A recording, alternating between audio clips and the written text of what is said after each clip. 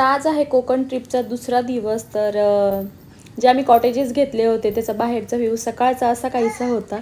आता सध्या सकाळचे वाजले आहेत 7:30-8. म्हटलं लवकर लवकर आवरूयात, कारण की जर आवरायलाच लेट केलं तर मग पुढे अजूनच उशीर होईल. ज्या बीचवर वगैरे जायचंय तिकडे किंवा टेम्पल जे प्लॅन बनवलेत त्याच्यामध्ये, तर त्यामुळे सकाळी सकाळी उठलोय लवकर. आणि कोकणमध्ये एवढं सुंदर सकाळचं वातावरण, बाहेर बघितलं तर सगळीकडे नारळाची झाडं तर दिसतात. असं काहीच वातावरण सिटीमध्ये कुठे बघायला मिळतं. तर म्हटलं सकाळ मिस नको व्हायला, तर आम्ही सकाळी लवकर उठून मग पटकन आवरलं. त्यामध्येच एक महत्त्वाचं कारण म्हणजे सकाळचा नाश्ता, जो की बिलकुलच मिस नको व्हायला म्हटलं. त्यांच्याकडनंच फ्री होता आणि हेल्दी ऑप्शन होते. 2-3 ऑप्शन होते त्यांच्याकडे. पोहे, उपमा असेल किंवा डोसा होता, उत्तप्पा होता आणि चहा कॉफी तर ऑप्शन. सकाळी चेकआउट केलं, 10-10:30ला चेकआउट होतो. नाश्ता केला मस्त. आता निघालोय, पोट मस्त भरलंय, तर जेवण तर काही करावं असं वाटणार नाहीये. चला म्हटलं, चला आता निघूयात. तिथल्या लोकांचे आजूबाजूचे घरं बघ. मुद्दामून हा व्हिडिओ घेतला. म्हटलं सिटीमध्ये असताना सगळ्यांनाच कसं हवं असं वाटतं. गाडी पाहिजे, घर पाहिजे, हे पाहिजे, ते पाहिजे. त्यांचं काय नाही, मस्त ते छान कौलारूंचे घर, समोर छान असं नजारा, तो एवढा मोठा समुद्र, असे पकडायचे, विकायचे, त्यामध्ये आयुष्य, काही कसलाच मोह नाही. आणि त्यापेक्षाही त्यांच्या तोंडावरच्या स्माईल एवढे खुश ते त्यांच्या आयुष्यामध्ये.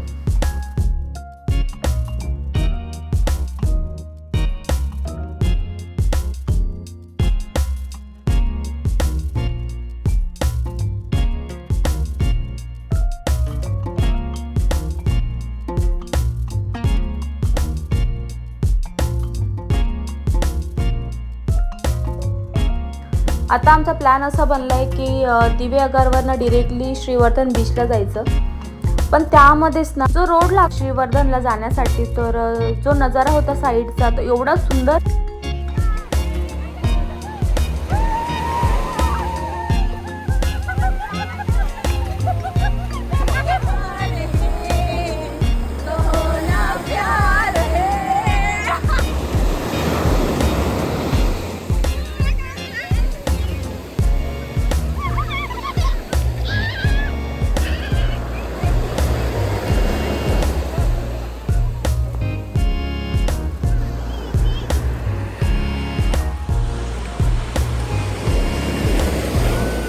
म्हटलं पुढे पण बीचच आहे, जो काल बघितला दिवेआगारचा. म्हटलं जाऊ देत, तोच पुढे कंटिन्यू होतो बाय रोडनी जर तुम्ही बघितलं.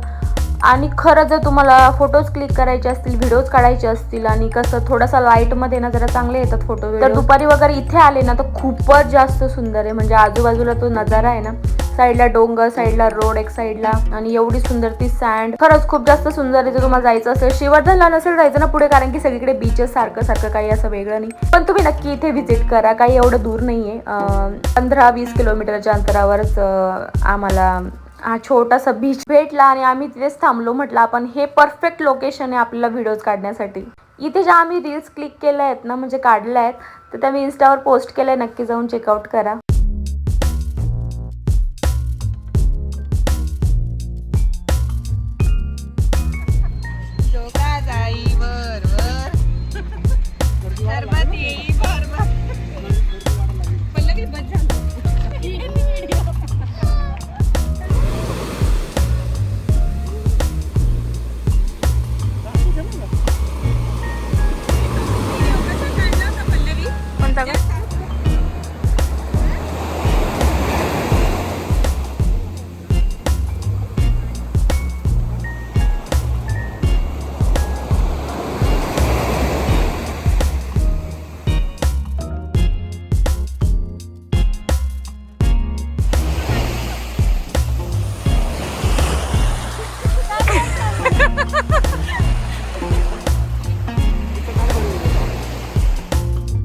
आता विचार असा केला की म्हटलं खूप सारे नारळाची झाडं दिसत आहेत, तर मग नारळ पाणी तर प्यायलाच पाहिजे. आणि सिटीच्या किमतीपेक्षा इकडे तर कमीच असणार नक्कीच, पण असं काहीच नाही, तिकडे सुद्धा 70 रुपयालाच होतं.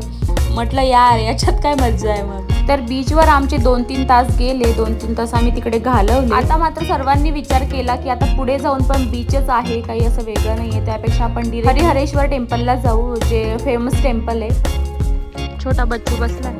तुला पण बसायचं का आर्यन बाळा? तुझ्या फ्रेंडला सांग ना जरा, असं बसतात का म्हणा.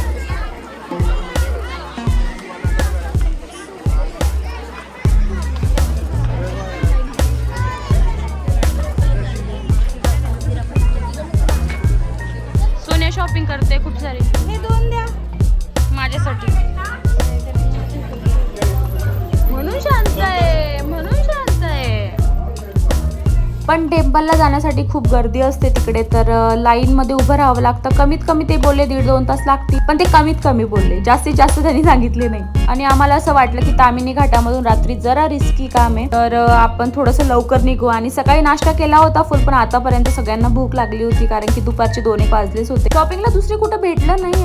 बीचच्या शेजारी होतं जरा शॉपिंगचं, पण एवढं काही असं वाव असं काही वाटलं नाही. पण इकडे हरिहरेश्वर टेम्पलच्या बाहेर भरपूर सारे शॉप लागलेले होते आणि खूप कमी किमतीमध्ये. बरं, असं काही जास्त किंमत नाही, छान रिजनेबल प्राईसमध्ये सगळ्या गोष्टी तिथे अवेलेबल होत्या. मग जे सगळे लोक डिसाईड करतात तसं आमचं काहीसं म्हटलं सिया कशीच राहणार नाही लाईनमध्ये उभं, आणि खूप गरमी होत होती तिकडे, तर म्हटलं बाहेरूनच दर्शन घेऊया कारण की निघायचं पण होतं, जेवण पण राहिलं होतं आमचं. आता घाटाच्या बाहेर पडेपर्यंत एवढा वेळ लागला कारण की जरा गाडी स्लोच घ्यावी लागते आणि संध्याकाळ होत आली होती. सर्वांना खूप जास्त भूक लागली होती आणि सगळेच विचार करतात म्हणजे एक चांगली हॉटेल भेटायला पाहिजे. तर हॉटेल शोधत शोधत पूर्ण तामिनी घाटामध्ये तर काही कुठे हॉटेल नव्हतीच, पण पुढे सुद्धा भरपूर दूर आलेलो आणि एक चांगली हॉटेल मिळाली. मग तिकडे थांबलो, पण तिथे जाऊन बघितलं तर आता एवढं कोकणमध्ये गेलो पण अशी छान अशी फिश खायला मिळाली नाही. इथे तरी ऍटलीस्ट आपण फिश खाऊया. मग अपर्णाने वगैरे विचारलं, पण ते म्हटले की नाही आमच्याकडे फिश अवेलेबल नाहीये, तुम्हाला चिकन वगैरे हे मिळेल. मग तिथे असा विचार केला नको जर आता एवढं थांबलो सगळ्यापासून तर मग चांगली फिशच खाऊन जाऊया. आणि पुण्याच्या एकदम जवळ एकदम चांगली अशी हॉटेल आम्हाला भेटली. थोडी एक्सपेन्सिव्ह होती बरं ती, पण टेस्ट एवढी मस्त होती ना त्यांची. मला नाव नाही घेता आलं म्हणजे मी विसरले बाहेरचा व्हिडिओ काढायला, पण खूपच छान टेस्ट होती या हॉटेलची. हे सगळं हिला खायचं आणि टोमॅटो सगळ्यांना वाटत फिरते. हे माझ्यासाठी, हे पल्लवीसाठी. उधर ही रख दो और आपके ही उसको ये भाकरी सर्व कर दो. वो वेज वाली है ना, पहले उधर रखा करो फिर इधर लाओ. भाकरी का उठाओ और उसको सर्व कर दो. तर आम्ही केले काही व्हेज ऑर्डर आणि काही नॉन व्हेज. त्यामध्ये मस्त अशी सुरमई, बेबी सुरमई आता आम्ही करतो तिकडे एन्जॉय. तर असा होता कोकणातला दुसरा दिवस. तर पहिला बघितला नसेल तर प्लीज, मी अपलोड केलाय भरपूर, म्हणजे 8 दिवसांपूर्वीच केलाय अपलोड. हा मात्र खूप लेट येतोय. ब्लॉग आवडला असेल तर नक्की एक लाईक करा, तसं जाऊ नका. आणि भेटू लवकरच एका नवीन ब्लॉग सोबत. तोपर्यंत बाय बाय.